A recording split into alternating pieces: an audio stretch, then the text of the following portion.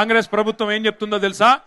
కేసీఆర్ తప్పు చేసిండు, తాండాల్ గ్రామ పంచాయతీలు చేసేది కాకుండే, మహబూబ్ నగర్ జిల్లాను 5 ముక్కలు చేసేది కాకుండే, అందుకే వనపర్తి రద్దు చేస్తాం, నారాయణపేట రద్దు చేస్తాం, అట్లాగే గద్వాల జిల్లా కూడా రద్దు చేస్తామని చెప్పి నిన్నగాక మొన్న పొంగులేటి శ్రీనివాసరెడ్డి రెవెన్యూ మంత్రి గారు ప్రకటిస్తా ఉన్నాడు.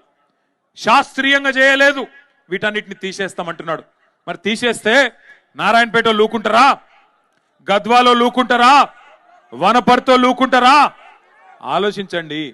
కలెక్టర్లను మీ గడప దగ్గర తీసుకొచ్చి కేసీఆర్ కూర్చోబెడితే కాదు కాదు ఇవన్నీ ఎత్తేస్తాం అని చెప్పి అలా రేవంత్ రెడ్డి మాట్లాడుతుంటే చూస్తా ఊరుకుందాం, ఆలోచన చేయండి.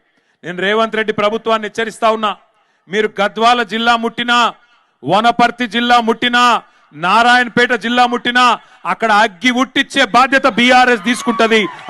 అక్కడే ఉద్యమాలకు కూడా శ్రీకారం చుడతామని చెప్పి కూడా హెచ్చరిస్తా ఉన్నా. పిచ్చి పిచ్చి పొరపాట్లు చేయకండి. నీకు అధికారం ఇచ్చింది నీ అడ్డమైన అబద్ధపు హామీలను చూసి మోసపోయి ప్రజలు అవకాశం ఇచ్చినారు. నీకు చేతనైతే ఇచ్చిన హామీలు నెరవేర్చు.